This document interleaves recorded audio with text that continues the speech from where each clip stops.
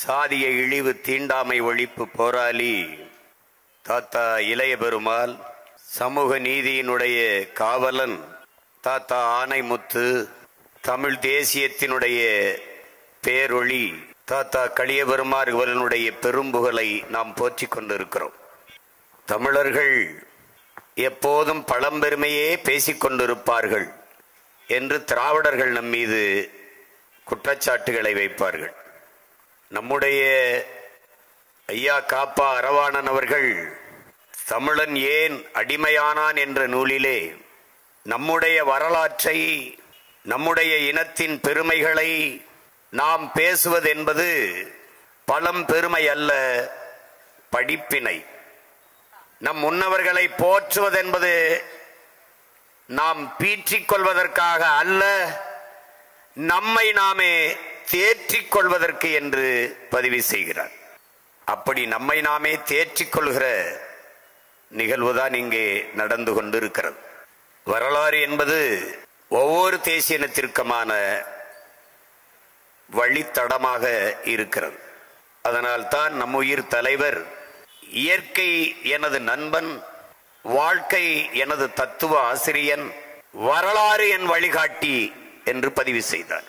ரஷ்ய புரட்சியாளர் லெனின் வரலாற்றில் தெளிவு வராத எந்த இனமும் எழுச்சியுற முடியாது என்று பதிவு செய்கிறார். வியட்நாம் விடுதலைக்கு புரட்சி செய்த ஹோசிமின் வரலாற்றை மறந்துவிட்ட இனம் சுடுகாட்டில் இறந்து கிடக்கிற பிணம் என்று குறிப்பிடுகிறார். வரலாற்றை படிக்காதவன் வரலாற்றை படைக்க முடியாது என்கிறார் அறிவாசான் அண்ணல் அம்பேத்கர் அவர்கள். நீ வரலாற்றை படி, வரலாற்றை படை, வரலாறாகவே வாழ் என்று போதிக்கிறார் நம் உயிர் தலைவன் மேதகுவே பிரபாகரன் அவர்கள். அப்படி நமக்கு வரலாறாகவும் வழித்தடமாகவும் மாறி நிற்கிற நம்முயிர் தாத்தாக்கள் இளைய பெருமாள், ஆனைமுத்து, களிய பெருமாளை போற்றிக் கொண்டிருக்கிறோம். உணர்வெழுச்சி மிக்க இந்த நிகழ்விலே ஒன்று கூடி இருக்கிற என் உயிர் சொந்தங்கள் எல்லோருக்கும் என்னுடைய அன்பும் வணக்கமும். இந்த நிகழ்வு முதலிலே தாத்தா களிய பெருமாளுக்கு எடுப்பது என்று முடிவு செய்து அறிவித்தோம். பிறகு தாத்தா ஆனைமுத்தவர்களுக்கும் இதுதான் நூற்றாண்டாக அமைகிறது என்று சொன்னார்கள். சரியா, அவரையும் சேர்த்துக் கொள்வோம் என்று அறிவித்தோம். எல்லா ஏற்பாடும் செய்துவிட்ட பிறகு காட்டுமன்னார் கோயிலில் நடத்துவது அப்படி. இடம் எங்கே என்று கேட்ட பிறகு தாத்தா இளைய பெருமாள் சிலைக்கு அருகிலே என்று சொன்னார்கள்.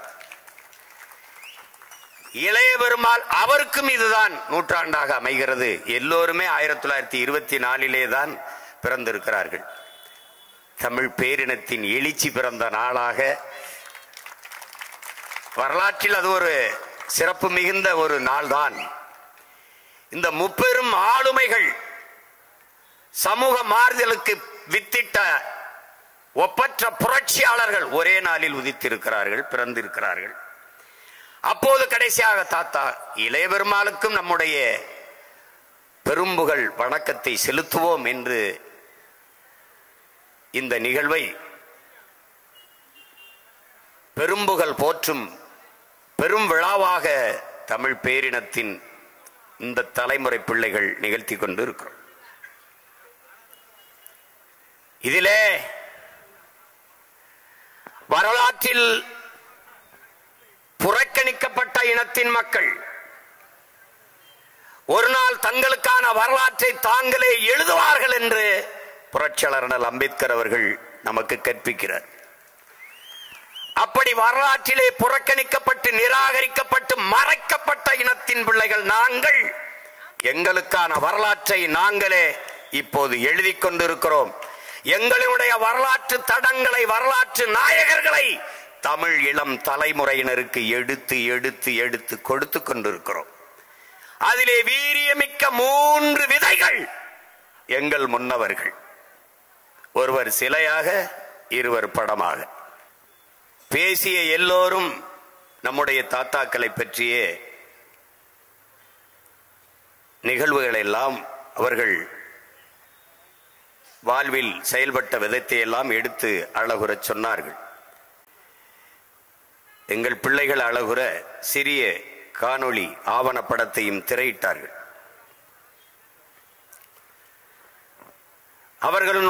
எங்களுடைய அம்மா அமுதா நம்பி அவர்கள் குறிப்பிட்டது போல அவர்களுடைய அரும்பெரும் செயல்பாடுகளில் ஒரு துளிதான், கடலில் அது ஒரு துளி, அவ்வளவுதான். எந்த தாத்தாவிடம் இருந்து ஆரம்பிப்பது?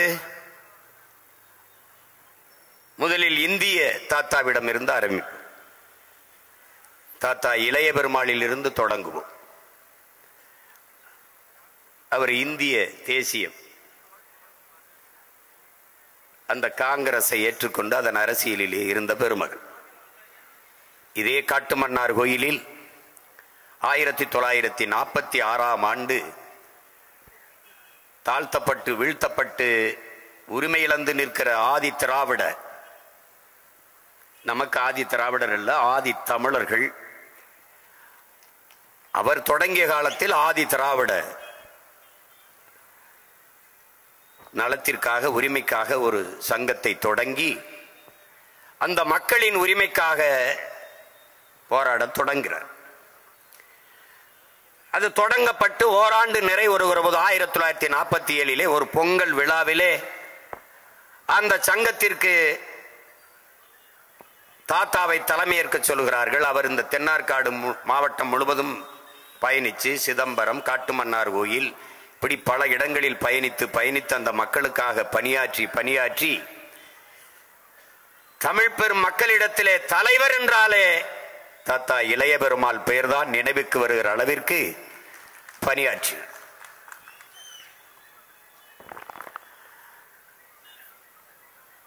அவருடைய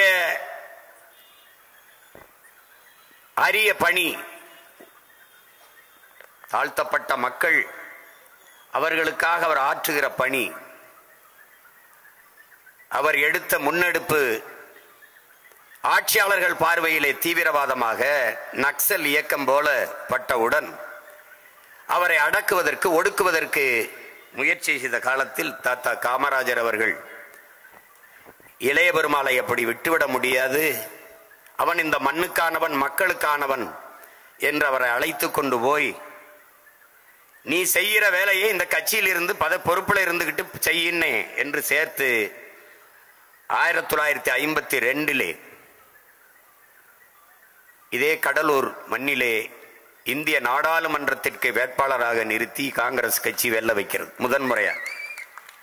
பிறகு அதன் பிறகு சிதம்பரம் நாடாளுமன்ற உறுப்பினராக 1957 ஒரு முறை, பிறகு 62 ஒரு முறை, 3 முறை தொடர்ந்து மக்களவைக்கு வென்று சென்ற மகத்தான தலைவன் நம்முடைய தாத்தா பெருமைக்குரிய இளைய பெருமாள் அவர்கள். சாதிய இழிவு தீண்டாமை ஒழிப்பு என்பது பெரும்பணியாக அவருக்கு இருந்தது. என் அன்பு தம்பி தங்கைகளே, என்னருமை உடன் பிறந்தார்களே, பேரன்பு மிக்க பெற்றோர்களே, நாம் யார் என்பதை மறந்தோம். நமக்கு முன்னவன் 63 நாயன்மார்களே ஒருவராக இருந்த நம்முடைய மூதாதை நந்தன் இன்று வரை நந்தனை எரித்தவன் உடலிலே எரிந்த தீ இன உணர்வும் மான உணர்வும் கொண்ட ஒவ்வொரு தமிழ் பிள்ளைகளின் உள்ளத்தில் இன்று வரை எரிந்து கொண்டிருக்கிறது.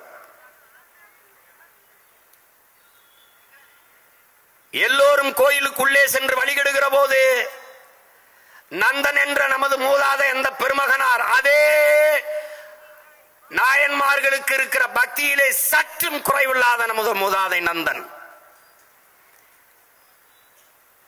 எந்த வழியிலும் அவர்களுக்கு இணைவாக சிவனை நேசிக்கிறது குறைவான ஒரு பக்தன் அல்ல.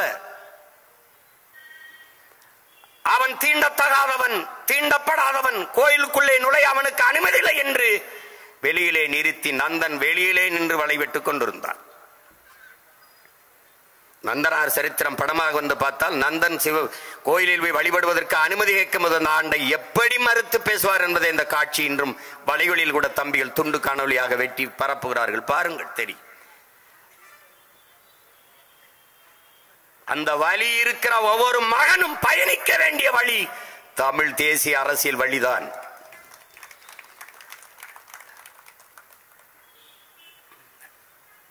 அந்த சரித்திரத்தில் என்ன சொல்லப்படுகிறது? நந்தன் வெளியே நின்று வழிபடுகிற போது நந்தி மறைக்கிறது சிவனை தெரியாமல்.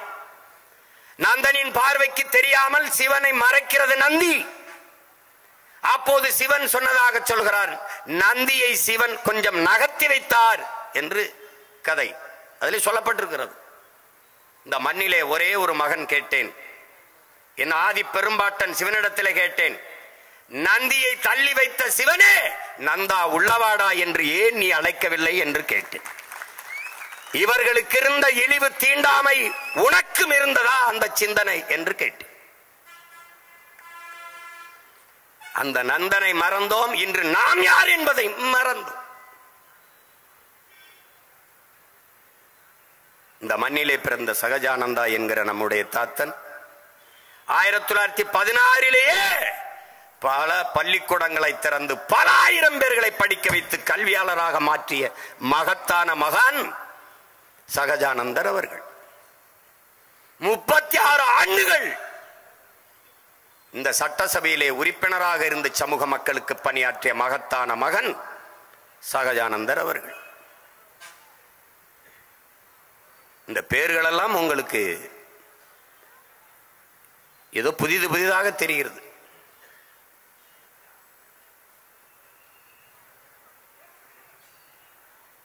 நம் இன அடையாளங்களை, நமது முன்னோர்களை, நமது இன வரலாற்றை மறைத்தால் தான் இவர்கள் அதிகாரத்தில் இருக்க முடியும் என்பதாலேயே இதை திட்டமிட்டு செய்தார்கள்.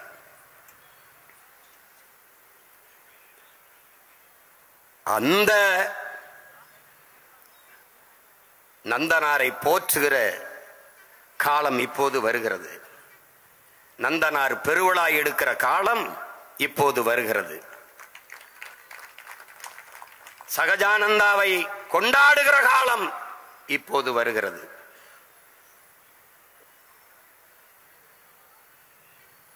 வருகிற ஜூலை 7ஆம் தேதி நம்முடைய தாத்தா ரெட்டமலை சீனிவாசர் அவருடைய பிறந்த நாள்.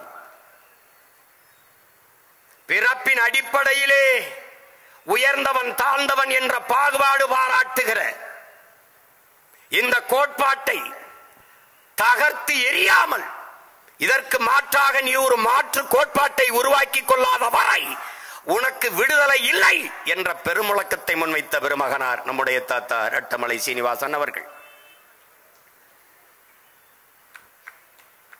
இந்த கூட்டத்தில் எந்த சொல் உன் மீது இழி சொல்லாக சுமத்தப்படுகிறதோ அந்த சொல்லை எழுத்து சொல்லாக மாற்றாத வரை உனக்கு விடுதலை இல்லை என்ற முழக்கத்தை முன்வைத்தவனும் அவர்தான். இந்த கூட்டத்தில் எவன் பறையன் என்று கேட்டால் நான் தான் என்று திமிரி எழு என்று கற்பித்தவனும் அவர்தான். எது இழிவென்று கருதுகிறானோ அதையே எழுச்சி என்று காட்டு. ஆம், நான் தான் பறையன், இப்ப என்ன என்று கேள். அந்த பெருமகனார் பிறந்த நாள் இனி வரும் காலங்களிலே தமிழ் தேசிய பிள்ளைகளால் பறையர் ஆதி தமிழன் எழுச்சி நாளாக நாடெங்கிலும் கொண்டாடப்படுகிற நாளாக மாறும். கருணாநிதி பிறந்த நாள் செம்மொழி நாளாக கொண்டாடப்படுகிற போது எங்கள் தாத்தா ரெட்டமலை சீனிவாசனார் பிறந்த நாள் தமிழர் எழுச்சி நாள், பறையர் எழுச்சி நாளாக கொண்டாடப்படக்கூடாதா?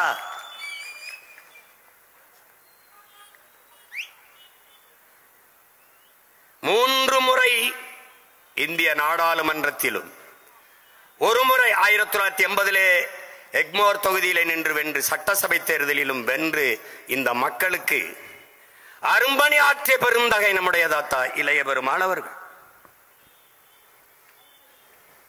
1950 காலகட்டங்களில் பறையடிப்பது இழிவு என்று கருதப்பட்ட காலம். அது சாவுக்கடிக்கிற வரை, அது தாழ்த்தப்பட்டவன் அடிக்கிற இசைக்கருவி என்ற நிலை இருந்தது. அதை இழிவென்று தாத்தா இளைய பெருமாள் அவர்கள் கருதினார்கள். அதற்கு எதிராக பரப்புரை செய்து இந்த நிலையை ஒழிக்க வேண்டும், சாவுக்கு பறையடிக்க அந்த நிலையை மாற்ற வேண்டும் என்ற போராடிய பெருமகன் நம்முடைய தாத்தா இளைய பெருமாள் அவர்கள். அந்த போராட்டத்தின் விளைவு இன்று என்ன? அவனுடைய பேர பிள்ளைகள் வந்தோம். அது சாதி பறை அல்ல, ஆதி பறையடா. அதை அடித்து பகை முகத்தில் அறையடா என்ற முழக்கத்தை இந்த பேரன் இந்த மன்றத்திலே தமிழ் கூறும் நல்லுலகிலே வைத்தேன். அது சாதி பறை அல்ல, ஆதி பறை. அதை அடித்து பகை முகத்தில் அறையடா என்று அடித்தேன். இன்றைக்கு படித்தவர்கள் எல்லோரும், ஏன் வெளிநாட்டுக்காரர்களோட வந்து நம்முடைய பறை இசையை, அது ஆதி இசை, தொன்மை இசை, தமிழனின் மூத்த இசை. அறிவார்ந்த பெருமக்களே, எண்ணிலும் இளைய என் தம்பி தங்கைகளே, தமிழன் யார் என்று கண்டுணர நீ ரொம்ப போராட வேண்டியதில்லை. கூட்டத்தில் எழுந்து பறையை எடுத்து ஆடி, எவன் தன்னை எரியாமல் ஆடுகிறானோ அவனை எல்லாம் தனியா எடு. அவனெல்லாம் தமிழன். அவன் பரம்பரை இசையடா. அவன் ரத்த நாளங்களிலே ஊறி இருக்கிறதா பறையின் இசை. எந்த இசை அடித்தாலும் ஆவேசம் வராது, ஆட்டமும் வராது.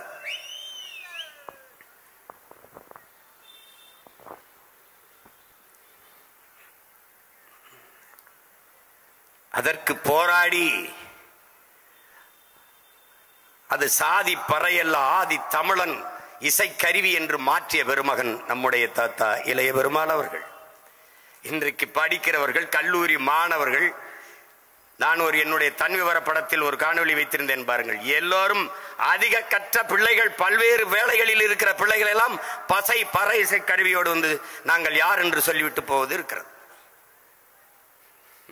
ஒரு சாதியின் பறையல்லடா, அது ஒரு இனத்தின் இசை கருவி என்பதை என்னிலும் இளைய என் தம்பி தங்கைகள் புரிந்து கொள்ள வேண்டும்.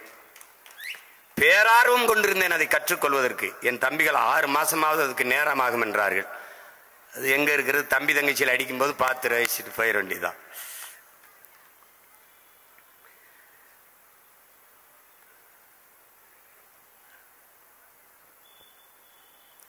அரசியல் சாசனத்திலே சாதி இழிவு தீண்டாமை ஒழிப்புக்கு சட்டம் வந்த பிறகும் 1955 இது நடைமுறைக்கு வந்துட்டது, தீண்டாமை ஒழிப்பு சட்டம். ஆனாலும் அந்த தீண்டாமை கொடுமை நாடெங்கிலும் ஒளிந்தவாடு இல்லை.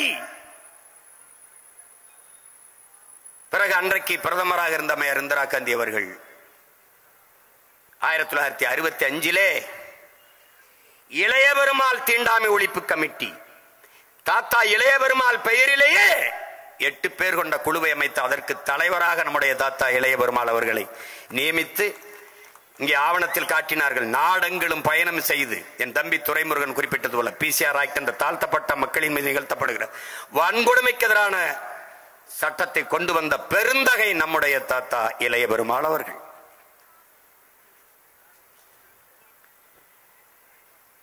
இதெல்லாம் இளைய தலைமுறை பிள்ளைகளின் இதயத்தில் நாங்கள் தூவுகிற விதை. இங்கே இருப்பவர்கள் யார்?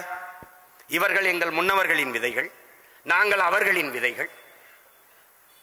விதைத்தவர்கள் உறங்கிவிட்டார்கள், ஆனால் விதைகள் உறங்கவில்லை. என் முன்னவர்கள் விதைத்த விதையில் ஒற்றை மகன் சீமான் என்கிற விதை வந்தது. 37 லட்சம் விதைகள் முளைத்திருக்கிறது இந்த மண்ணிலே. இந்த 37 லட்சம் விதைகளும் விழுந்து எழுந்தால் 3 கோடி 4 கோடியாவது எம்மா நடக்காமல் போய்விடுமா என்ன?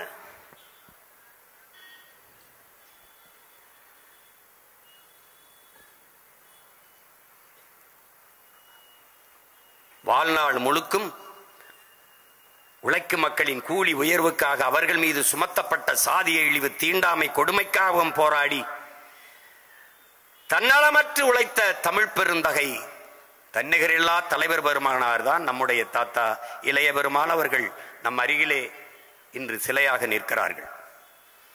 இதெல்லாம் இனிவரும் காலங்களில் சிலையை பார்க்கிற போதெல்லாம் அவரை பற்றிய சிந்தனை, அவருடைய ஈகம், அவருடைய அர்ப்பணிப்பு, அவருடைய செயல்பாடுகள் உங்கள் நினைவுக்கு வந்து போக வேண்டும். அவரை பற்றிய புத்தகங்கள், செய்திகளை தேடி தேடி இளைய தலைமுறை பிள்ளைகள் படிக்க வேண்டும்.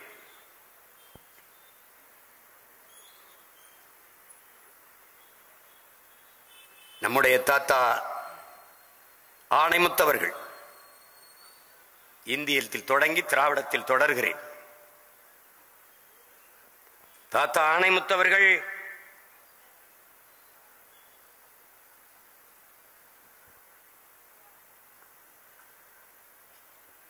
படித்துக் கொண்டிருந்த காலத்திலேயே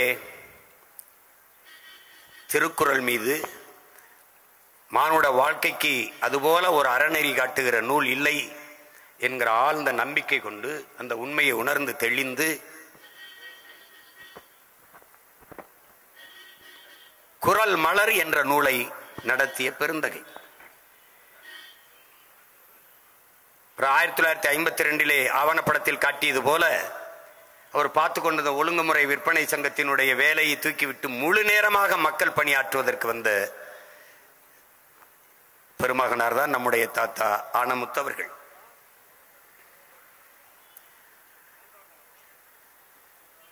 இங்கே சமூக நீதி,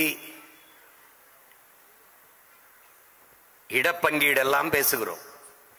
அந்த சமூக நீதியின் காவலன், சமூக நீதியின் நாயகனே நம்முடைய தாத்தா ஆனைமுத்து அவர்கள் தான்.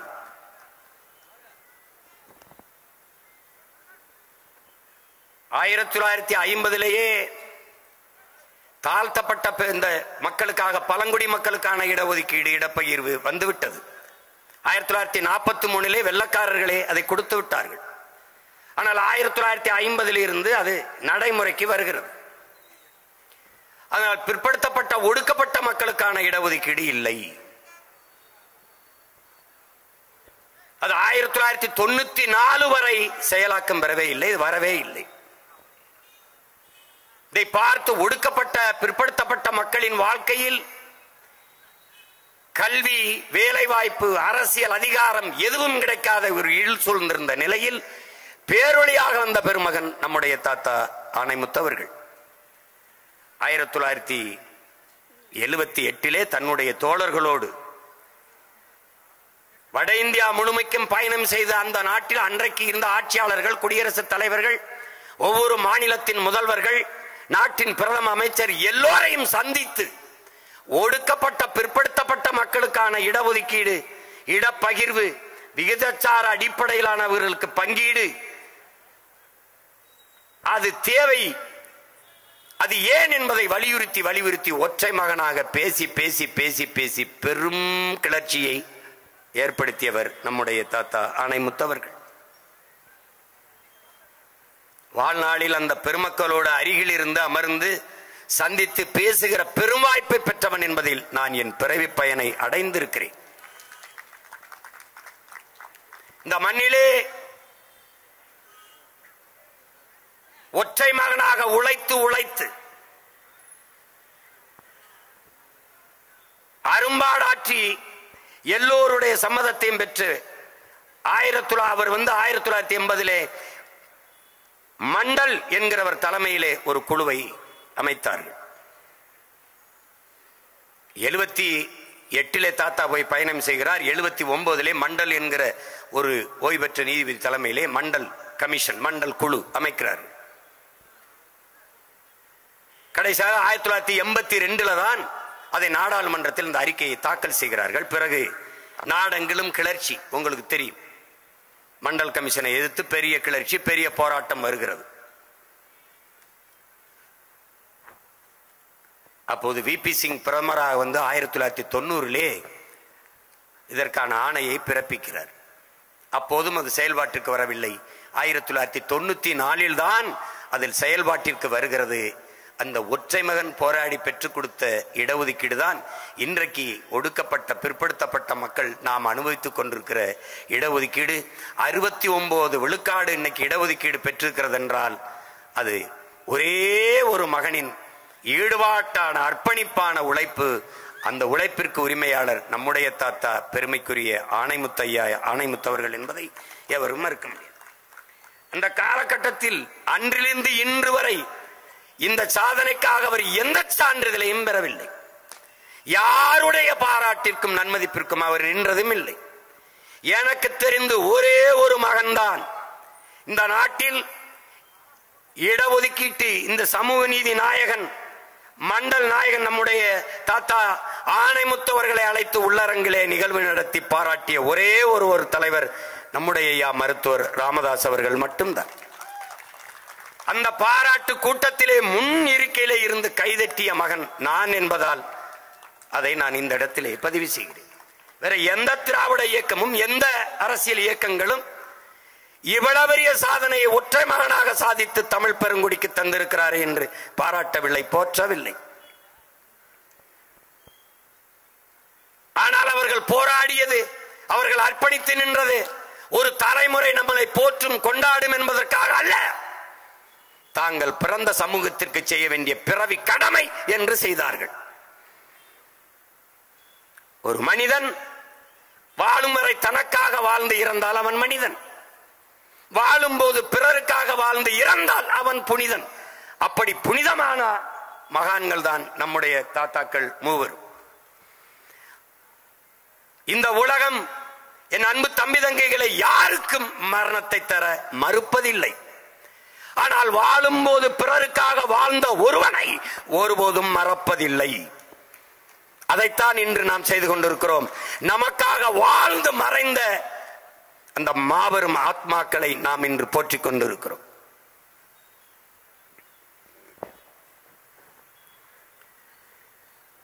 அப்படிப்பட்ட ஒரு சமூக நீதி சரித்திர நாயகன் நம்முடைய தாத்தா ஆணைமுத்தவர்கள். இந்த மண்ணிலே இந்த நிலப்பரப்பு, இந்த நாடு அடிமைப்பட்டு கிடக்கும் போது, அது விடுதலைக்கு போராடி சிறைப்பட்ட போது பெற்ற பிள்ளைகளோடு சிறைக்கு சென்ற வீர பெருமாட்டி நம்முடைய பாட்டியார் அஞ்சலை அம்மாள் அவருடைய அரசியல் உதவியாளராக நம்முடைய தாத்தா பணியாற்றி இருக்கிறார் என்பது வரலாற்றில் பெரும் சிறப்பு.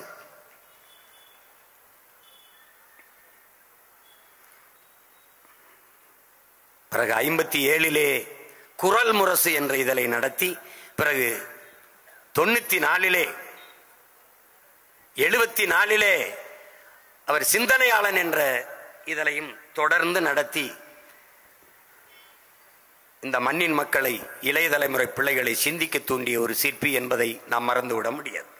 1981ஆம் ஆண்டு அப்போதுதான் ஈழ விடுதலை போராட்டம் தொடங்கி வளர்ந்து கொண்டிருந்த காலத்தில் அங்கே சென்று அந்த நிலத்தையும் மக்களையும் சந்தித்து வந்து வெளியிலே வந்த நம்முடைய தாத்தா அவர்கள் ஈழத் தமிழர்களையும் மலையக தமிழர்களையும் பாருங்கள், அவர்களுக்காகவும் பேசுங்கள் என்று ஒரு நூலை எழுதி வெளியிட்டவர்.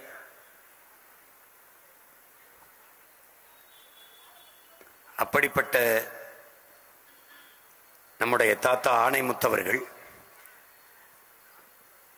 ஐயா ஈவே ராமசாமி அவர்களினுடைய பெருந்தொண்டராக இருந்தார்.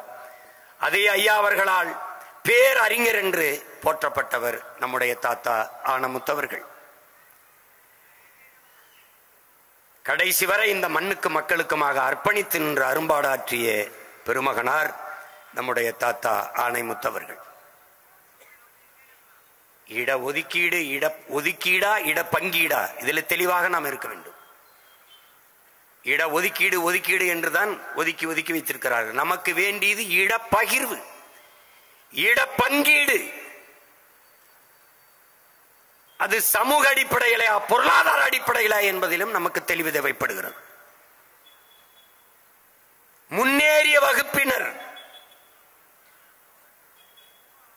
சோசியலி ஃபார்வர்டு, எக்கனாமிக்கலி பேக்வர்டும்பா, பொருளாதாரத்தில் பின்தங்கியவர்கள்.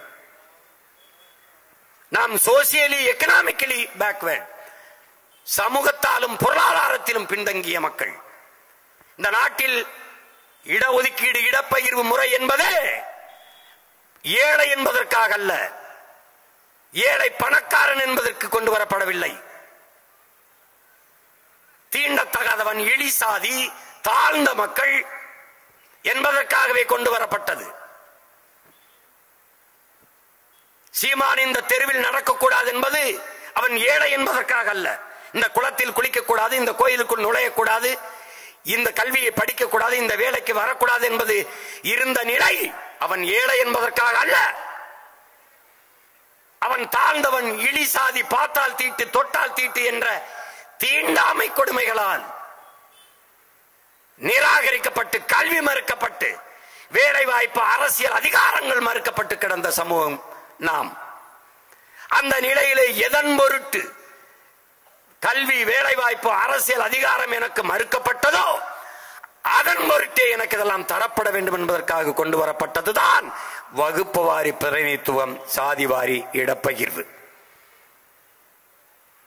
அதை அவரவர்கள் குடிகளின் எண்ணிக்கைக்கேற்ப கொடுக்க வேண்டும் என்பதுதான் சரியான இடப்பங்கீடு என்று நம்முடைய கோட்பாடு, நிலைப்பாடு. அதற்காகவே போராடி வருகிறோம். நீங்கள் எடுத்து கொடுக்காதீர்கள், எண்ணி கொடுங்கள். அள்ளி கொடுக்காதீர்கள், அளந்து கொடுங்கள் என்ற கோட்பாட்டை முன்வைத்து நிற்கிறோம். தொடர்ந்து போராடி வருகிறோம். எங்களுடைய கனவு உண்மையான சமூக நீதி என்பது சாதிவாரி கணக்கெடுப்பு, குடிவாரி கணக்கெடுப்பு, அவரவர் எண்ணிக்கைக்கேற்ப இடப்பகிர்வு. அதான் சரியான சமூக நீதி. தேவேந்திரகுல மக்களை பட்டியல் சமூகத்திலிருந்து வெளியேற்றம், பிறகு பஞ்சமன் நில மீட்பு. இதுதான் தமிழ் தேசிய பிள்ளைகளின் பெருங்கனவு.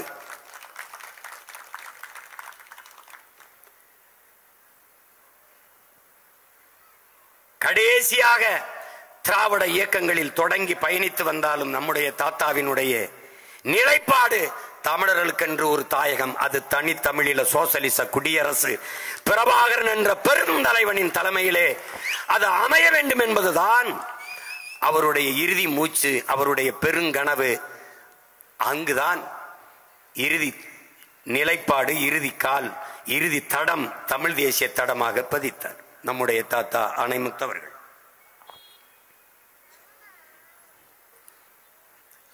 நாம் எல்லோரும் அப்படித்தான். இந்தியத்தில் தொடங்கி திராவிடத்தில் நடந்து கடைசியாக தெளிவு பெற்றோம்.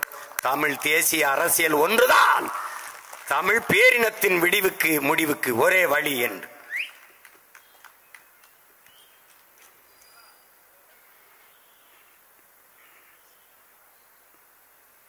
என்னுடைய அம்மா அமுதா நம்பி குறிப்பிட்டது போல,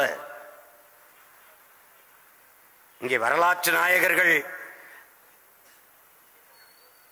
நம்முடைய ஐயா வள்ளுவன் இல்லை, ஆனால் தாத்தாவுடைய மகன், இளைய மகன் சோழன் நம்பியார். இந்த வரலாற்றில் பெரும்பங்கு அவருக்கும் உண்டு. சிறை கொட்டடியில் அவரும் வாடினார். தாத்தாவிற்கும் வள்ளுவன் மூத்த மகனாருக்கும் தான் தூக்கு தண்டனை. முதலில் தாத்தாவிற்கு, பிறகு ஐயா வள்ளுவன் அவர்களுக்கும். ஐயா சோழன் நம்பியார் சிறை தண்டனை, ஆயுள் தண்டனை பெற்று உள்ளே. பிறகு விடுதலையான பிறகு நீண்ட நாள் சிறையிலே கழித்து விட்டதால் சிறை தண்டனை கைதி, வயசு போய்விட்டது. யார் இவரை திருமணம் செய்து கொள்வார்கள் என்ற போது ஒரு இளைய மகள், என் மாமாவை நான் திருமணம் செய்து கொள்கிறேன் என்று, என் மாமாவை நான் திருமணம் செய்து கொள்ளவில்லை என்றால் வேறு யார் திருமணம் செய்து கொள்வார் என்று துணிந்து வந்து மணந்து கொண்ட மகத்தான மகள் நம்முடைய அம்மா அமுதா நம்பியவர்கள். இன்னும் நம் வரலாற்றின் எச்சங்கள், மிச்சங்கள் நம்மோடு வாழ்ந்து கொண்டிருக்கிறது என்பதை நாம் பெருமையோடு நினைவுபடுத்த வேண்டும், போற்ற வேண்டும். அந்த வயதில் அப்படி ஒரு துணிந்த முடிவை எவரும் எடுக்க முடியாது, எவரும் எடுக்க முடியாது. இன்றைக்கும் நம்முடைய ஐயா சோழன் நம்பியார் அவர்கள் அரும்பாடாற்றுகிறார் தமிழ் சமூக ஒருமைக்கு. அன்றைக்கு தாத்தா இளைய பெருமாளையும் நம்முடைய ஐயா மருத்துவர் ராமதாசையும் ஒன்றிணைத்து தமிழ் சமூகத்தில் பெருஞ்சமூகமாக இருக்கிற பாட்டாளி வர்க்க, பாட்டாளி மக்கள், பறையர் சமூக மக்கள், வன்னியரையும் ஆதி தமிழ் குடிகளையும் ஒன்றிணைத்து விட முடியாதா என்று அரும்பணி ஆற்றினார். அதன் பிறகு நம்முடைய ஐயா மருத்துவர் அவர்களையும் நம்முடைய அண்ணன் திருமாவளவர்களையும் இணைத்து தமிழ் பாதுகாப்பு இயக்கம் என்று தொடங்கி, அவரும் அண்ணன் ஓவியர் சந்தானம், ஐயா மருத்துவர் சேதுராமன் போன்றவர்கள், அண்ணன் அரிமதி போன்றவர்கள் அரும்பாடு ஆற்றினார்கள். தமிழ் சமூகத்தின் பிளவு நீங்கி தமிழ் பேரினத்தின் மக்களாக ஒன்றிணைந்து இந்த தமிழர் நிலத்தை தமிழர் ஆளுகிற ஒரு நிலைமையை உருவாக்கிவிட முடியாதா என்று பெரும் கனவு கண்டார். அந்த படையிலே நானும் ஒரு சிறிய தளபதியாக இணைந்து நின்றேன். ஆனால் காலம் அதை எங்களுக்கு அந்த மகத்தான வெற்றியை கையளிக்கவில்லை. ஆனாலும் நாங்கள் துவண்டு விடவில்லை.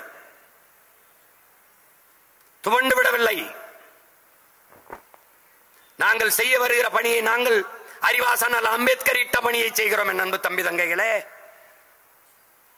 மாநாட்டிலே புரட்சியாளர் அம்பேத்கர் பேசுகிறார். தாழ்த்தப்பட்ட, ஒடுக்கப்பட்ட, பிற்படுத்தப்பட்ட மக்கள் ஒன்றிணைய வேண்டியது மிகவும் அவசியமாகும் என்பதை குறிப்பிடுகிறார். இதை நான் குறிப்பிட்டது என்பது பிற்படுத்தப்பட்ட மக்களின் தலைவர்களாக வந்த பிரதிநிதிகள் என்னை சந்தித்து வைத்த கோரிக்கையின் அடிப்படையிலே இந்த கருத்தை வலியுறுத்தினேன் என்று பதிவு செய்கிறார். இந்த தாழ்த்தப்பட்ட, பிற்படுத்தப்பட்ட மக்கள், இவர்கள் இருவரினுடைய தேவையும் ஒன்றாக இருப்பது மிகவும் வியப்பாக இருக்கு. இருவருடைய தேவையுமே ஒன்றுதான். ஆனால் அந்த தேவை நிறைவேறாமல் இருப்பதற்கு காரணம் இருவரும் கூட்டமும் இணையாமல் இருப்பதுதான் என்று வருந்துகிறார். அதான் மிகுந்த வேதனைக்குரியது என்று பதிவு செய்கிறார்.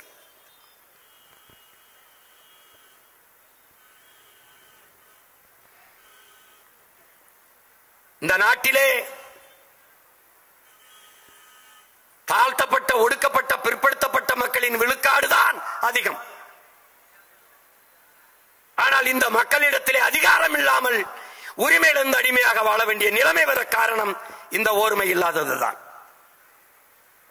பிற்படுத்தப்பட்ட மக்கள், ஒடுக்கப்பட்ட மக்கள், தாழ்த்தப்பட்ட மக்களோடு இணைந்து நிற்பதென்பது, அவர்களோடு இணைந்து நின்றால் தாழ்த்தப்பட்ட மக்களுக்கு இருக்கிற சமூக தாழ்வு நமக்கு வந்துவிடும் என்று இவர்கள் அஞ்சுகிறார்கள்.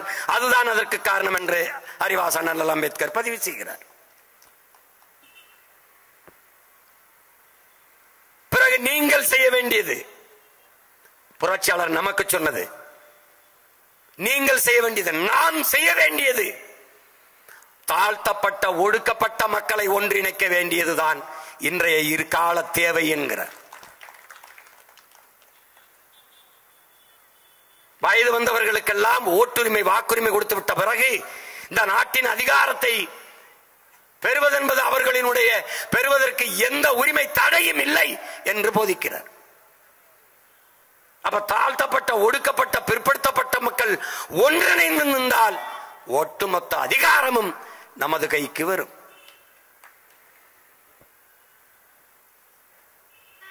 அந்த புரட்சியாளர் போதித்த வழியில்தான் இன்று தமிழ் இளம் தலைமுறையினர் நாம் பயணிக்கிறோம். அதற்காகவே அரும்பாடாற்றிய பெருமக்கள் நம்முடைய தாத்தா இளைய பெருமாள் ஆணைமுத்து, நம்முடைய தாத்தா கலிய பெருமாள் அவர்கள்.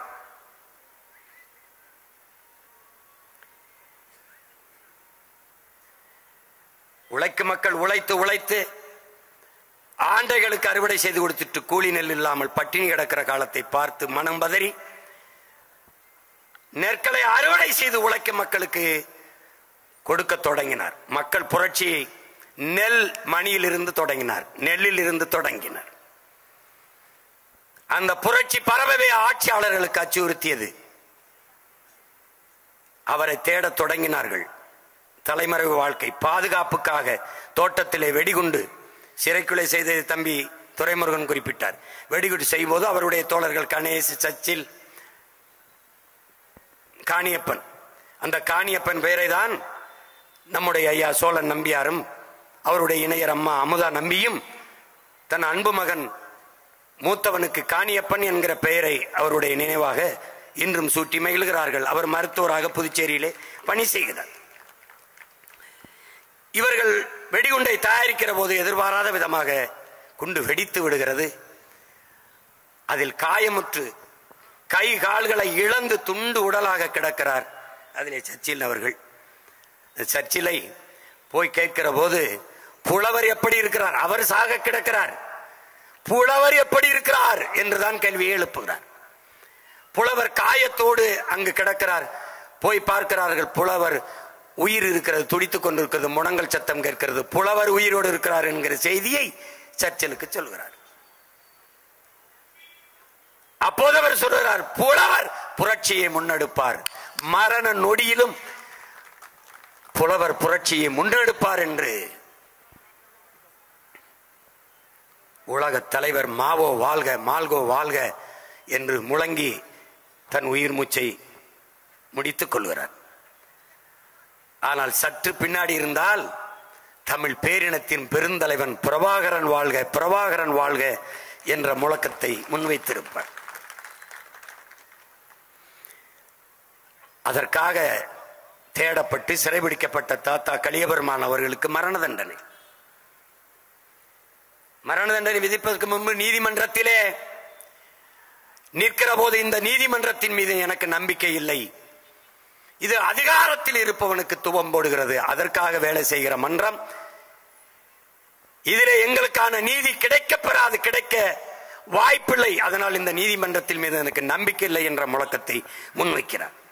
இப்படி நீதிமன்றத்தை அவமதிப்பது என்பது அவருக்கு தெரியும் தூக்கு கயிறு தன் கழுத்தை இருக்கும் என்று தெரிந்தும் இந்த முழக்கத்தை முன்வைத்த மகன் நம்முடைய தாத்தா கலியபெருமாள் அவர்கள்.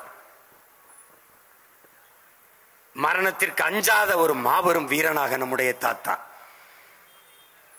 இளைய புரட்சியாளன் பகத்சிங் அவர்கள் தூக்கு தண்டனை என்று தெரிந்தும் சிறிதும் அஞ்சாது நின்றவன். இந்த நிலத்திலே நம்முடைய தாத்தா பகத்சிங் மறிவடியுமாக நின்ற மகன் நம்முடைய தாத்தா கலியபெருமாள் அவர்கள். மன்னிப்பு கடிதம் எழுதி கொடுத்தால் விடுதலை என்கிற போது உயிர் பிச்சை கேட்டு ஒருபோதும் மன்னிப்பு கடிதம் எழுதி கொடுக்க மாட்டேன். அதை படிக்கும் போதெல்லாம் பகத்சிங் வந்து வந்து போவான். இதேதான் அவனுடைய தோழர்கள்.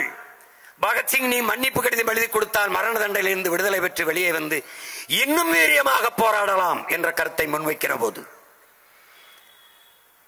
எல்லோரையும் போல வாழ வேண்டும் என்கிற எனக்கும் இருக்கிறது. ஆனால் வெளியே வந்து போராடுவதை விட துணிந்து இந்த தூக்கு கயிற்றை முத்தமிட்டு நான் உயிரீகம் செய்தால் பகத்சிங்கை போல வீரமிக்க இளைஞர்களை இந்த நாட்டு விடுதலைக்கு பெற்றுத்தர வேண்டும் என்று எண்ணற்ற தாய்மார்கள் விரும்புவார்கள். அதற்காக நான் இந்த மரணத்தை மகிழ்ச்சியோடு முத்தமிடுகிறேன் என்று முன்வைத்தான். கடைசி வரை மன்னிப்பு கடிதம் எழுதி கொடுக்க மறுத்தான். அதை போலவே தமிழர் நிலத்தில் நம்முடைய தாத்தா மன்னிப்பு கடிதம் எழுதி கொடுக்க முடியாது, நான் மகிழ்ச்சியோடு மரணத்தை முத்தமிடுவேன் என்கின்ற மகத்தான வீரன் நம்முடைய தாத்தா கலியபெருமாள் அவர்கள்.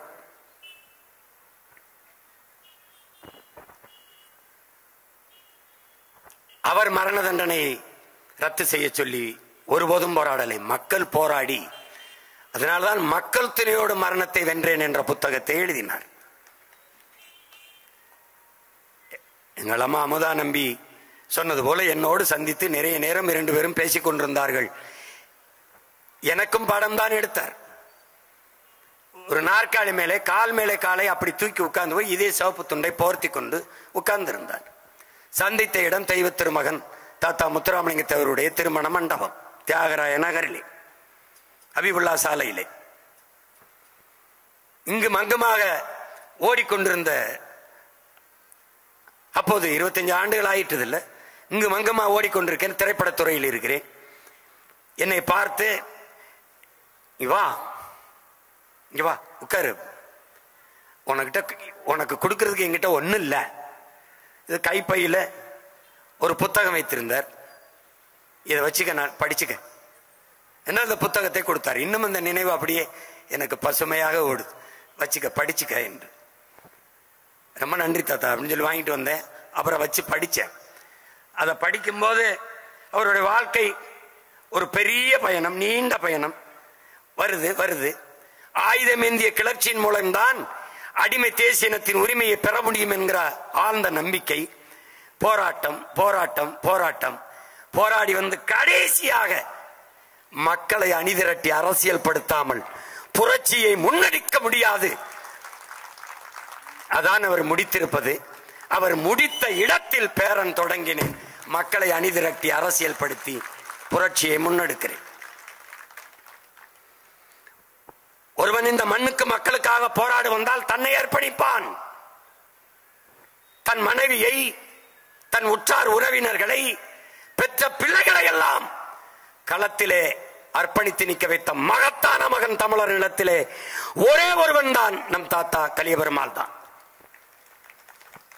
ஈழ தாயகத்தில் தான் மட்டுமல்ல, தன் மனைவியை, பெற்ற பிள்ளைகளை, அத்தனை பேரையும் தாயக விடுதலைக்கு பலியிட்ட உலக புரட்சியாளன் நம்முடைய தலைவன் பிரபாகரன் தமிழர் நிலத்தில் தன் மனைவியை, பிள்ளைகளை எல்லோரையும் சிறை கொட்டடியிலே வாட வைத்து இந்த அடிமை தமிழ் தேசியனத்தின் உரிமைக்கு களப்பணியாற்ற வைத்த மகத்தான புரட்சியாளன் நம்முடைய தாத்தன் கலியபெருமாள் தான்.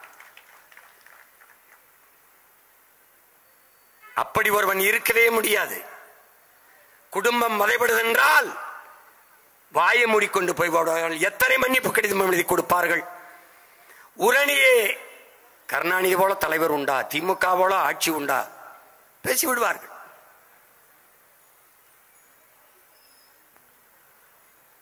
ஆனால் உயிரே போனாலும் தன் இனத்தின் உரிமை போய்விடக்கூடாது என்று நின்ற புரட்சியாளன் நம்முடைய தாத்தா கலியபெருமாள் அவர்கள்.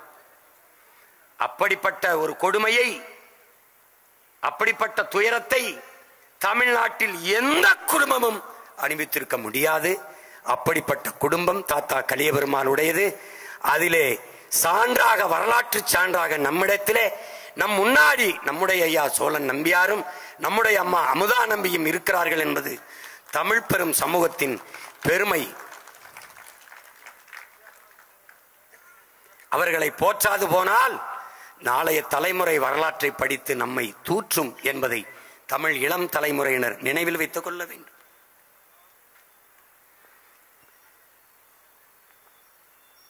அதன் தமிழரசன் அவர்கள் மீசா சட்டத்திலே சிறைப்படுத்தப்படுகிறார்கள். தாத்தா கலியபெருமாள் திருச்சியிலே சிறையிலே, தம்பி துரை கூட குறிப்பிட்டார். மீசா சிறை கைதி என்பதால் அண்ணனுக்கு கட்டில், நாற்காலி எல்லாம் கொடுக்கிறார்கள், சிறந்த படுக்கை எல்லாம் கொடுக்கிறார்கள். அதை தாத்தாவே எழுதுகிறார். அண்ணன் தமிழரசன் அவர்கள் தன்னுடைய கட்டிலையும் இருக்கையையும் தாத்தாவிற்கு கொடுத்து விட்டு தரையிலே படுத்தார் என்பது அண்ணன் தமிழரசன் அவர்கள் தாத்தா கலியபெருமாள் மேல வைத்திருந்த மதிப்பும் மற்றும் உங்களுக்கு அறிய தருகிறார்.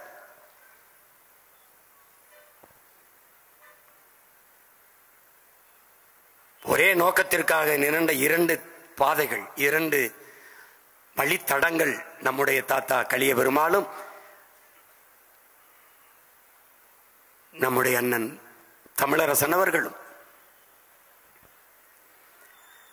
கடைசியாக சிறையிலே அந்த அரிய வாய்ப்பையும் தாத்தா பெற்றிருக்கிறார். நம்முயிர் தலைவன் மேதகவே பிரபாகரன் அவர்களையும் சென்னை சிறையிலே இருக்கிற போது, தலைவர் சிறைப்பட்ட போது 2 தலைவரும் தாத்தாவும் சந்தித்து பேசியிருந்திருக்கிறார்.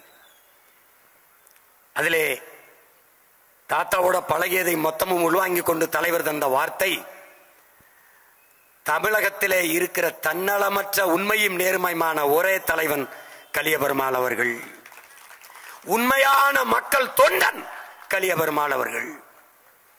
ஆவணப்படத்தில் கூட குறிப்பிட்டார்கள், ஒருவேளை நான் தமிழகத்திற்கு வந்தால் ஐயா கலியபெருமாள் அவர்கள் நினைவிடத்திற்குத்தான் செல்வேன் என்று.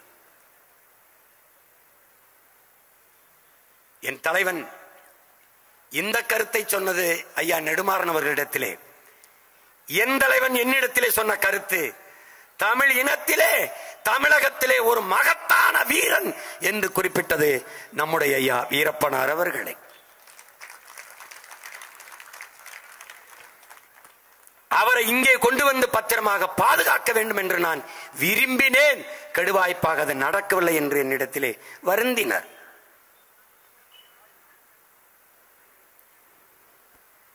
ஒரு வீர மகன் வீரத்தை நேசிக்காமல் எப்படி இருப்பார்? வீரத்தை காதலிக்காமல் எப்படி இருப்பார்?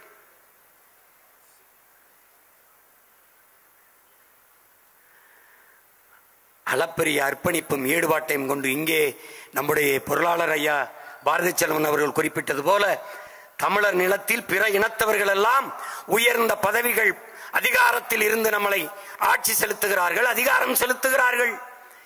ஆனால் இந்தியாவில் எந்த பிற நிலத்திலும் தமிழர்களுக்கு இப்படிப்பட்ட ஒரு நிலை இல்லையே.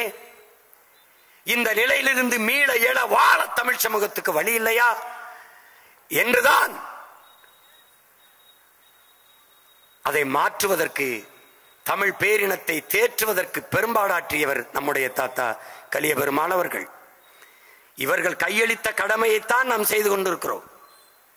பாதையை தேடாதே உருவாக்கு என்பது தலைவனின் தத்துவம். அந்த பாதையை தேட வேண்டிய அவசியம் இல்லை என்று போட்டு தந்த பெருமக்கள் நம்முடைய தாத்தாக்கள்.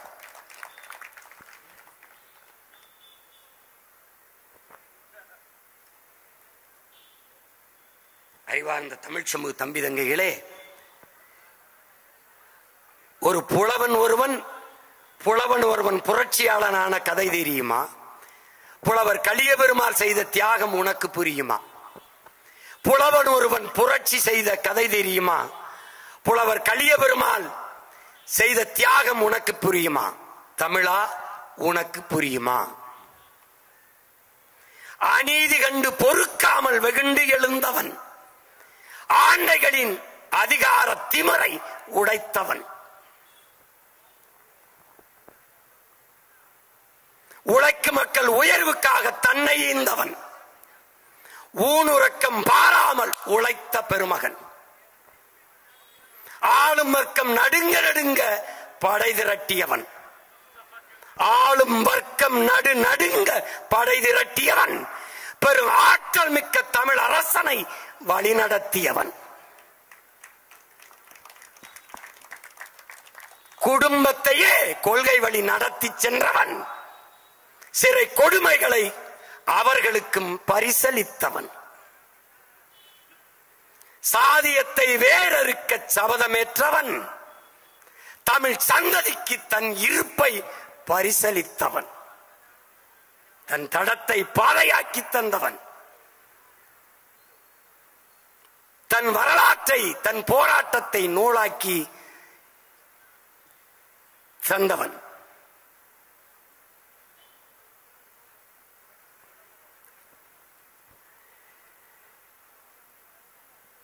கொடுமை கண்டு அஞ்சாமல் துணிந்து நின்றவன். கொடுமை கண்டு அஞ்சாமல் துணிந்து நின்றவன்.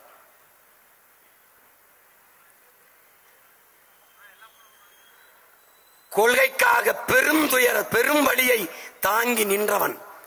கொண்ட கொள்கைக்காக பெரும் வலியை தாங்கி நின்றவன். குறிஞ்சி மலரின் காலத்தை சிறையிலேயே கழித்தவன். பாட்டு பாடி பரிசு பெற்ற புலவன் அல்லன்.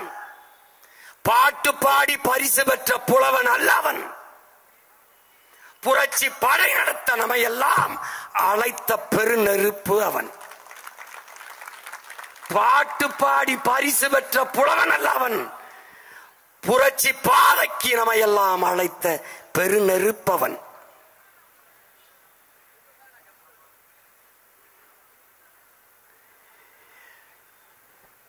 தமிழ் தேசிய தந்தையாக உயர்ந்து நிற்பவன். தமிழினத்தின் விடியலுக்கு ஒளி கொடுப்பவன். தமிழ் தேசிய தந்தையாக உயர்ந்து நிற்பவன். தமிழினத்தின் விடியலுக்கு ஒளி கொடுப்பவன். தமிழீழ தேசியத்தை தமிழீழ விடுதலையை ஆதரித்தவன். தலைவர் பிரபாகரனால் போற்றப்பட்ட மக்கள் தொண்டனவன்.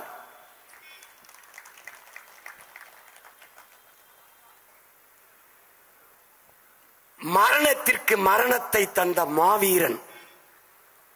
மரணத்திற்கே மரணத்தை தந்த மாவீரன். மக்கள் துணையோடு மரணத்தை வென்ற மகத்தான தலைவன்.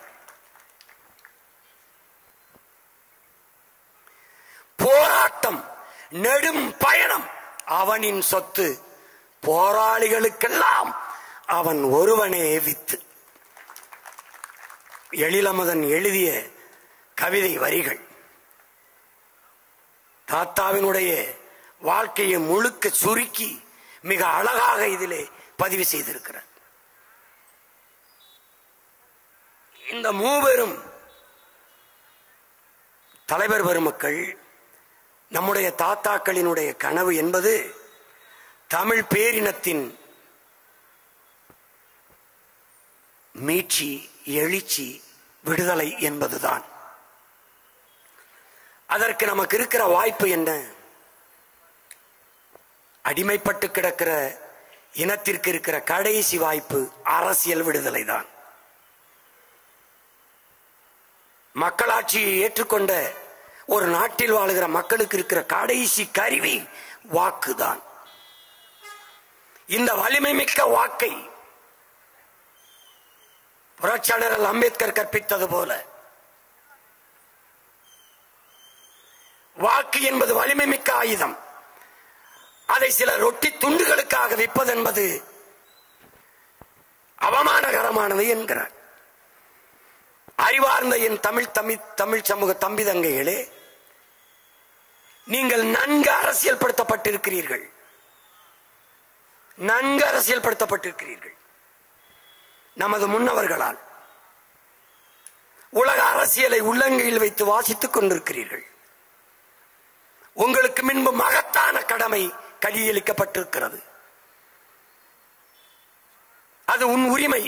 என் உரிமை, நீனும் நானும் பிறந்த பெருமை மிக்க தமிழர் என்கிற தேசியனத்தின் உரிமை, அதன் விடுதலை, அதன் பாதுகாப்பான நல்வாழ்வு.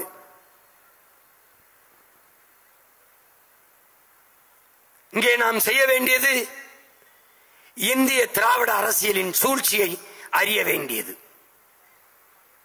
இந்தியம் திராவிடம் தமிழ் தேசிய மக்களை பிளந்து பிரிக்கும். படையாச்சி, பறையர், தேவர், தேவேந்திரர், நாடார், கோனார், செட்டியார், பிள்ளை, முதலி, கவுண்டர், உடையார், இப்படி பல்வேறு சாதிய கூறுகளாக பிளந்து பிரிக்கும்.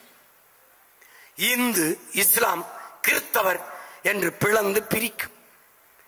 பிரித்து பிரித்து சிதைத்து கூறு போட்டு இது அதிகாரத்தை பெற்று ஆளும். தமிழர்கள் பிளந்து பிரிந்து நின்றால்தான் இந்தியம் திராவிடம் வலிமை பெறும். இதை நன்கு உணர்ந்துகணும். படையாச்சி, பறையர், தேவர், தேவேந்திரர் இந்த நிலத்தில் கெட்டியாக ஒட்டி நின்றால் கருணாநிதி, எம்ஜிஆர், ஜெயலலிதா இவர்கள் இந்த நாட்டை ஆண்டிருக்க முடியுமா என்று அறிவார்ந்த தமிழ் சமூக பெருமக்கள், என்னிலும் இளைய என் தம்பி தங்கைகள், கற்றறிந்த சான்றோர்கள் யாராவது ஒருவர் சொல்லுங்கள். சாதி மதங்களாக நாம் பிளந்து பிரிந்து நின்றோம். இவர்கள் கவனமாக பார்த்துக் கொண்டார்கள். அறிவார்ந்த தம்பி தங்கைகளே, பழச்சாறு கடையில் கூட விடாது மதுக்கடைகளில் கூட வைத்தார்கள். நூலகங்களிலே கூட விடாது திரை அரங்குகளிலே கூட வைத்தார்கள். சாராய கடைகளிலே வாய் வழியே போதை, திரை அரங்குகளிலே கண் வழியே காது வழியே போதை, வெளியே வந்தால் மீள முடியாத சாதி மத போதை. மயக்கத்திலேயே தமிழ் இள மக்களையும் இன மக்களையும் இளைய தலைமுறை பிள்ளைகளையும் ஆழ்த்தி வீழ்த்தினார்கள். கேளிக்கைகளிலும் பொழுதுபோக்கிலும் அதிக நாட்டம் கொண்ட மக்களை புரட்சிக்கு ஒருபோதும் தயார் செய்ய முடியாது. புரட்சியாளன் அண்ணன் தமிழரசன் அவர்கள் தமிழ் தேசிய அரசியலின் முழுமையான 3 முதன்மையான காரணி, ஒன்று சாதி, இன்னொன்று மதம், மூன்றொன்று மது என்கிறார். கூடுதலாக திரைக்கவர்ச்சி.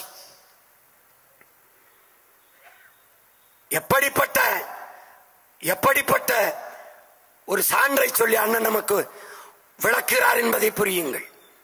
உழைக்கும் மக்களும் உழைப்பை சுரண்டி கொழுக்கிறவனும் எப்படி இருக்கிறான் என்று சிறையிலே கைது பண்ணி சிறைச்சாலையிலே காவல் நிலையத்திலே வைத்திருக்கிற போது அண்ணன் தமிழரசன் காவலரிடத்திலே காட்டுகிறார். எதற்காக இப்படி நீங்கள் போராடுகிறீர்கள், வைக்கிறீர்கள் என்று நாம் கேட்கிற போது, ஆண்டை அடிமை, உழைப்பவன், உழைப்பை சுரண்டுகிறவன் என்று 2 வர்க்கம் இருக்கிறது. என்ன வர்க்கம்? ஏழை பணக்காரன் என்ற வர்க்கம். என்ன வேறுபாடு? இந்த பானையை போல, பானையின் வெளிப்பக்கம் போல எங்கள் உழைப்பை சுரண்டி கொழுப்பவனின் வயிறு, பானையில் உள்பக்கம் போல உழைத்து உழைத்து கொடுத்தவனின் உழைக்கும் மக்களின் வயிறு என்று உலகத்திற்கு உணர்த்துகிறார் புரட்சியாளர் அண்ணன் தமிழரசன் அவர்கள். அவன் ஆழ்ந்து கூர்ந்து தெளிந்து முடிவெடுத்தான். தமிழர்களுக்கு சாதிப்பற்று மதப்பற்றை ஊட்டி மொழிப்பற்று இனப்பற்று வரவிடாமல் பார்த்து கொண்டான். அப்போது என்ன? மொழி உணர்வு, இன உணர்வு வராமல் சாதி உணர்வு, மத உணர்வை மேலோங்க செய்தான். சாதிக்கு இடம், மதத்திற்கு இடம். இப்படித்தான் பிரித்து பிரித்து நம்மை வீழ்த்தினார்கள். தன்னின பகையால் மோதிக்கொண்டு தாழ்ந்து வீழ்ந்து போனோம். பறையரின் வரலாற்று பகையன் படையாச்சி, படையாச்சியின் வரலாற்று பகைவன் பறையர். பாகிஸ்தான் இந்தியாவை கூட பேச்சுவார்த்தையில் சமாதானப்படுத்திவிட முடியும், பறையாச்சியும் பறையனையும் ஒன்றுபடுத்த முடியாது. ஒன்றுபடுத்தாது தமிழ் சமூகத்திற்கு விடுதலை என்பது சத்தியமாக சாத்தியமில்லை. தாத்தாக்கள் போகட்டும், அப்பாக்கள் போகட்டும், அண்ணன்கள் போகட்டும், தம்பிதங்கள், நீங்களாவது தெளிவு பெற்று உணர்ந்து தெளிந்து கிளர்ந்து எழுங்கள். தமிழ் சமூக ஓர்மை இல்லாது தமிழ் சமூகத்திற்கு அரசியல் வலிமை வராது. அரசியல் வலிமை இல்லாது தமிழ் சமூகம் அதிகாரத்தை வெல்லாது. இது சத்தியம். இது இளைய பெருமாள், கலிய பெருமாள், ஆனமுத்து மேல சத்தியம். எங்கு தொடங்கினேன்? இந்தியத்தில் தாத்தா கலிய பெருமாள் இளைய பெருமாளில். எங்கு தொடர்ந்தேன்? திராவிடத்தில். எங்கு நின்றேன்? தாத்தா கலிய பெருமாளில், இளைய பெருமாளில் தொடங்கி கலிய பெருமாளில் நின்றேன். காங்கிரஸ் குடும்பத்தில் பிறந்த மகன், திராவிட இயக்கத்தில் வளர்ந்த மகன், தமிழ் தேசிய தத்துவத்தில் தலைமகனாக நின்று கொண்டிருக்கிற காரணம் தாத்தா கலிய பெருமாள் அவர்கள்.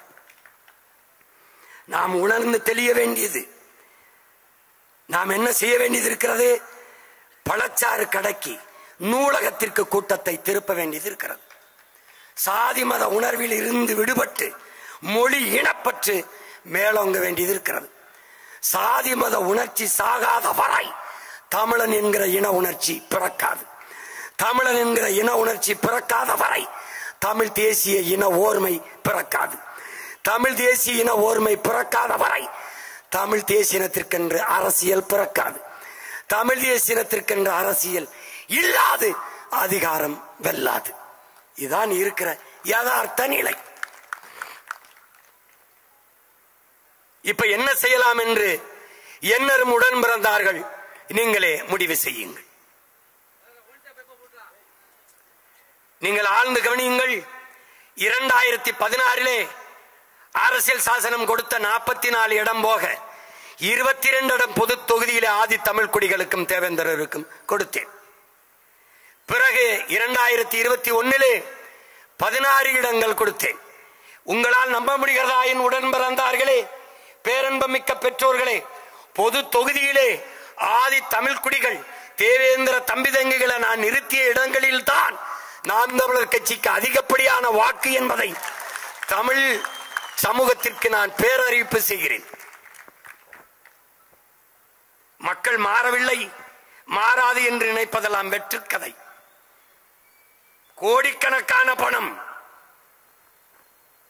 பல ஆண்டுகளாக அதிகாரத்தில் இருப்பவர்கள், புறையோடி போன சின்னம் உதயசூரியன், ரெட்டலை, கை தாமரை, கடைசி ஒரு வாரத்தில் மைக்கு சின்னம், எவன் வேட்பாளர் யார் வேட்பாளர் எவனுக்கும் தெரியாது. 1 ரூபாய் காசு இல்ல, மொத்தமாவே 3 கோடி நான் செலவழித்திருந்தால் பெரிய காரியம். 36,50,000 வாக்குகளை செலுத்தி 3வது பெரிய கட்சியாக்கி அங்கீகரிக்கப்பட்ட ஒரு மாநில கட்சியாக என் மக்கள் உயர்த்தி இருக்கிறார்கள் என்றால், மான உணவும் இன உணர்வும் கொண்ட மக்கள், இளைய பெருமாள், ஆனமுத்து, கலிய பெருமாளின் பேரனும் பேத்திகளும் இன்னும் சாகவில்லை, உயிரோடு இருக்கிறார்கள் என்பதை நிரூபித்திருக்கிறார்கள் தன்மானமிக்க தமிழீழம் தம்பி தங்கைகள். இந்த 36 76 76 1 கோடியே 26 நாடு எங்களுக்காகும். இது நடக்கும்.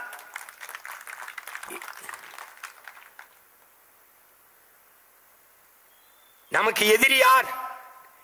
எங்கிருந்து இருக்கிறான்? எங்கிருந்து வந்தான்? நமக்குள்ளே நம்மை நாமே தாழ்த்தி வீழ்த்தி வந்தவன் போனவனுக்கெல்லாம் அதிகாரத்தை கொடுத்து விட்டு 500க்கு 1000த்திற்கும் வேட்டிக்கும் சேலைக்கும் அரிசிக்கும் பருப்புக்கும் அல்லாடி கொண்டிருக்கிற அடிமையின மக்களாக நிற்கிறோம். தாய் நிலத்திலே உரிமை இழந்து அடிமை நிலையிலே நிற்கிறோம். அதிகார வலிமை இழந்து நிற்கிறோம். தமிழர் நிலத்தில் ஒரு கட்சி தொடர்ந்து 234 தொகுதியிலும் போட்டியிட்டு தோற்று போன போதும் 5வது முறையும் தனித்து போட்டியிடுகிற ஒரு கட்சி உண்டென்றால் அது நாம் தமிழர் என்ற தன்மானமிக்க தமிழ் பேரினத்தின் அரசியல் பேர் இயக்கம்தான். இந்த துணிவு, இந்த தெளிவு, இந்த நிமிர்வு எங்கிருந்து வந்தது? எமது முன்னவர்களிடத்திலிருந்து. எதற்கும் அஞ்சாத இந்த உரம், இந்த நிமிர்வு எங்கள் உயிர் தலைவன் பிரபாகரனிடத்தில் இருந்து வந்தது. இப்போது நாம் என்ன செய்யலாம்? பொறுத்திருந்து பாருங்கள் 26 நாம் தமிழர் கட்சியின் ஆட்டத்தை. சமூக நீதி அடிப்படையில் ஒரு அரசியல் கட்சி கட்டமைக்கப்பட்டிருக்கின்றால் இந்த நிலத்திலே ஒரே ஒரு அரசியல் கட்சி மட்டும்தான், அது நாம் தமிழர் கட்சி மட்டும்தான். சமூக பிரதிநிதித்துவ அடிப்படையில் எல்லோருக்கும் தேர்தலில் வாய்ப்பு கொடுக்கப்படுது என்றால் அது நாம் தமிழர் கட்சிக்கு மட்டும்தான், நாம் தமிழர் கட்சியிலே மட்டும்தான்.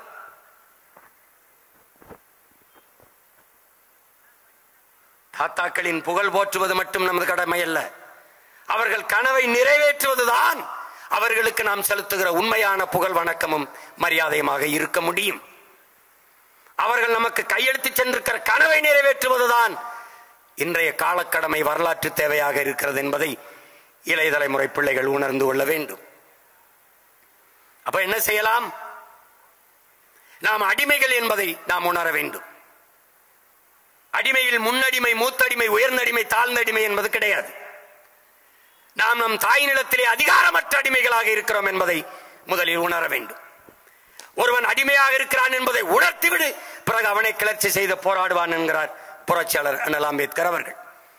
அதைத்தான் நமது முன்னவர்கள் செய்தார்கள். இப்போது உங்கள் பிள்ளைகளும் ஊர் ஊராக தெரு தெருவாக செய்து கொண்டு வருகிறோம்.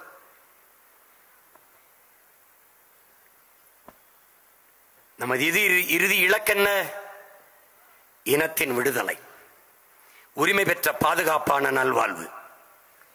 வருங்கால தலைமுறைகள் நாம் உச்சந்தில் என்று கத்திக்கொண்டிருப்பது போல கத்திக்கொண்டிராது மகிழ்வான வாழ்க்கை வாழ்வதற்கு ஒரு வாய்ப்பை ஏற்படுத்தி கொடுப்பதுதான். நாங்கள் தான் இடஒதுக்கீடு பெற்றுத் தந்தோம் என்றால் இன்று வரை இடஒதுக்கீடு கட்டி நாம் போராடி கொண்டிருக்கிற நிலைமை ஏன் வந்தது? சமூக நீதியின் காவலர்கள் சாதிவாரி கணக்கெடுப்பு எடுக்க அஞ்சுவது ஏன்? ஏன்? எவ்வளவு காலம் தமிழர்களுக்கு உரிய இடத்தை நாம் சாப்பிட்டுக் கொண்டிருந்தோம் என்பது தெரிய வந்துவிடும் என்பதற்காக அஞ்சுகிறார்கள். இதை தவிர வேற என்ன? வேறென்ன? சனாதன ஒழிப்பை பற்றி பேசுகிறார்கள். பிறப்பினாலேயே ஒருவனுக்கு மிக உயர்ந்த பதவி கிடைத்துவிடும் என்பால், பிறப்பின் காரணத்தினாலேயே உயர்ந்த பதவி பொறுப்பு கிடைத்துவிடும் என்றால் அதுதான் சனாதனம். இவ்வளவு பெரிய நாட்டில் இல்லாத துணை முதல்வர் மறுபடியும் கருணாநிதி வீட்டில் தான் இருக்கிறார் என்று, அதுதான் சனாதனம். கருணாநிதிக்கு மகனாக பிறந்ததனாலே அவர் முதல்வர், அவர் இருக்கும்போது அவர் துணை முதல்வர். ஐயா ஸ்டாலினுக்கு மகனாக பிறந்ததனாலேயே தம்பி உதயநிதி துணை முதல்வர். அப்போது இந்த மண்ணிலே உழைக்கும் அடித்தட்டு மக்கள், அன்றாடங்காட்சிகள், தினக்கூலிகள், பஞ்ச பராரிகள், பாட்டாளி வர்க்கத்தின் சொந்தங்கள், இந்த நிலத்தின் பூர்வீக மக்கள், எங்களுக்கு ஒரு உரிமையும் இல்லையா? நான் தான் உங்களுக்கு 3 விழுக்காடு தந்தேன், நான் தான் உங்களுக்கு 4 விழுக்காடு இடம் தந்தேன். நீங்கள் இருக்கிற இடம் யார் தந்தது? அது நாங்கள் தந்தது. இதை என்றைக்கு நீ உணர்ந்து தெளிகிறாயோ அன்றைக்கு நீ நிமிர்ந்து விடுவாய். இந்த பெருமக்கள் ஆற்றிய அரும்பணி அது அற்பத்தனமானது, வீணானது, தேவையற்றது என்று ஆகிவிடாமல் அது அரிய பெரிய காரியம் என்பதை நாம் வென்று முடித்து காட்ட வேண்டும். ஒரு காலம் வருகிறது, நம்முடைய தாத்தாக்கள் ஆனமுத்துவிற்கும் தாத்தா கலியபெருமாளுக்கும் நினைவிடம் கட்டி சிலை திறக்கிற காலம் தமிழ் தேசிய அரசு செய்யும். அண்ணன் தமிழரசனுக்கு சிலை எடுத்து அரசு விழாவாக போற்றும் இந்த பெருமக்களின் நினைவு நாட்களை போற்றுகிற காலம் வரும். அண்ணன் தமிழரசன் அடக்கம் செய்த இடத்திலே வேலி போட தடை, எல்லாவற்றையும் இதய சுவற்றிலே எழுதி எழுதி வைத்திருக்கிற பிள்ளைகள் வஞ்சம் தீர்ப்போம். எதையெல்லாம் நீ மறைத்து மூடி எங்கள் அடையாளங்களை ஒடுக்க நினைக்கிறாயோ அதே அடையாளங்களை தூக்கி கொண்டு கிளர்ந்து எழுகிறோம் தமிழ் தேசிய இளம் தலைமுறை பிள்ளைகள்.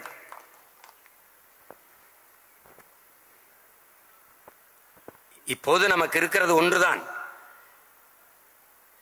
எனக்கு இருக்கிற பெரிய வருத்தம், இன்னும் ஒரு 10 ஆண்டுகள் என் அண்ணன் தமிழரசன் இந்த நிலத்திலே உயிரோடு இருந்திருந்தால் சாதி என்று சொல்வதற்கு முன்பு சா என்கிற போதே சாகடித்திருப்பார். இந்த தமிழ் சமூகம் சாதிய மத உணர்வற்று மொழி இனப்பற்று கொண்டு என்றைக்கோ ஓர்மைப்பட்டு பேரெழுச்சி கொண்ட பேரினமாக மாறி தன் அதிகாரத்தை கைப்பற்றி தன்னுடைய காட்டு வளம், கடல் வளம், நிலவளம், மலை வளம், மண் வளம், மக்கள் நலம் எல்லாவற்றையும் காப்பாற்றி உலகத்தின் தலை சிறந்த இனமாக போயிருந்திருக்கும். அது இல்லாது போனது பெருந்துயரம், பெருங்கொடுமை. ஆனால் அவர்கள் வழிவழியே வருகிற வீரத்தமிழ், மானத்தமிழ் பிள்ளைகள் நாம் அப்படி விட்டுவிட்டு சென்று விட முடியாது. இந்த வரலாற்று பெரும் கடமையை நாம் நம் தோள்களில் சுமந்து செல்கிறோம். இந்த மூவரும் தலைவர் பெருமக்களுக்கு முன்னே நாம் ஏற்றிய அந்த ஈகை சுடர், எரியும் பெருநெருப்பு நம் இதயத்தில் அணையாமல் எரிந்து கொண்டிருக்க வேண்டும்.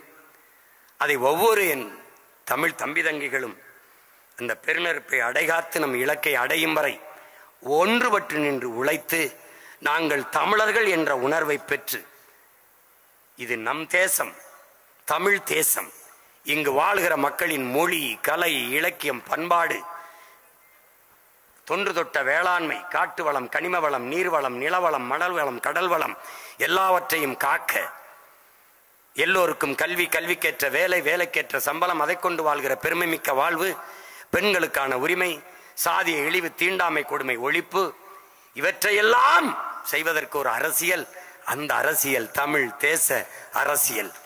இதை புரிந்து கொண்டு என்னிலும் இளைய என் தம்பி தங்கைகள் அரும்பாடு ஆற்ற வேண்டும். நேரம் ஆகிறது என்பதை கடியாரத்தை பார்த்து தெரிந்து கொள்ள வேண்டிய தேவையில்லை. அன்பிற்குரிய தம்பிகள், காவலர்கள் நமக்கு முன்னால் வருகிறார்கள். நேரமாகிறது, முடியுங்கள் என்று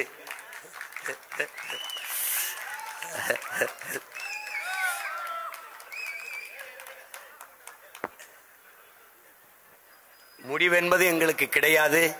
எங்கள் இணைத்து விடிவு ஒன்றுதான் எங்களுக்கான முடிவு. இது தொடக்கம்தான். ஜூலை 18ஆம் தேதி நம்முடைய பாட்டனார் அயோத்திதாச பண்டிதருக்கும், நம்முடைய தாத்தா இரட்டைமலை சீனிவாசன் அவர்களுக்கும், தாத்தா MC ராஜா அவர்களுக்கும் பொன்னேரியிலே முப்பெரும் விழா, பெரும்புகழ் போற்றும் பெருவிழா நடக்க இருக்கிறது. வருகிற 8ஆம் தேதி தம்பி அஜித்குமார் படுகொலையை கண்டித்து திருப்போணத்திலே ஆர்ப்பாட்டம் நடக்க இருக்கிறது. நாளை தம்பி ஆன்சாங்கின் 1ஆம் நினைவு கூட்டத்திலே சென்று பேச இருக்கிறேன். பிறகு 10ஆம் தேதி ஆடு மாடுகளின் மாநாடு நடக்க இருக்கிறது. ஆகஸ்ட் 2ஆம் தேதி பட்டியல் சமூகத்தில் இருந்து தேவேந்திரர் குல வேளாளர்களை வெளியேற்று என்று மாபெரும் கூட்டம் நடக்க இருக்கிறது. அடுத்த நாள் 3ஆம் தேதி ஆடு மாடுகளை நானே ஓட்டிக்கொண்டு மலை ஏறி மாடு மேய்க்கிற, பனை ஏறி கல் இறக்கியது போல இருக்கிறது. அடுத்து மரங்களின் மாநாடு. சிரிக்காதீர்கள், ஆழ்ந்து சிந்தியுங்கள். மரங்களின் மாநாடு, மரங்களோடு பேசுவோம், மரங்களுக்காக பேசுவோம் என்று மாநாடு நடக்க இருக்கிறது. நீரின்றி அமையாது உலகு, காடின்றி அமையாது நீர் என்பதை என்னரும் தம்பி தங்கைகளுக்கு உணர்த்துவதற்காகவே மரங்களின் மாநாடு. களத்திற்கு வர இருப்பவர்கள் வரட்டும், களத்திலே நிற்பவர்கள் நாம் தொடர்ந்து நின்று தமிழ் தேசிய அரசியலை வென்று நம் தலைவன் பிரபாகரனின் கனவை, நம்முடைய தாத்தாக்கள் இளைய பெருமாள் ஆணைமுத்து கலிய பெருமாளின் கனவை நிறைவேற்றுவோம். என்னரும் தம்பி தங்கைகளே, இந்த நாளில் தமிழ் பெருங்குடி மக்கள் சாதிய மத உணர்ச்சிகளை பின்னுக்கு தள்ளி நாங்கள் தமிழர்கள் என்கிற தேசிய இன உணர்வை முன்னிறுத்தி ஒன்றிணைந்து நம்முடைய இன விடுதலை அரசியலை வென்று முடிப்போம். புரட்சி எப்போதும் வெல்லும். நாளை நமது வெற்றி அதை சொல்லும். நம் இலக்கு ஒன்றுதான், இனத்தின் விடுதலை. தமிழ்தாய் வாழ்க, தலைவர் பிரபாகரன் வாழ்க, நாம் தமிழர்.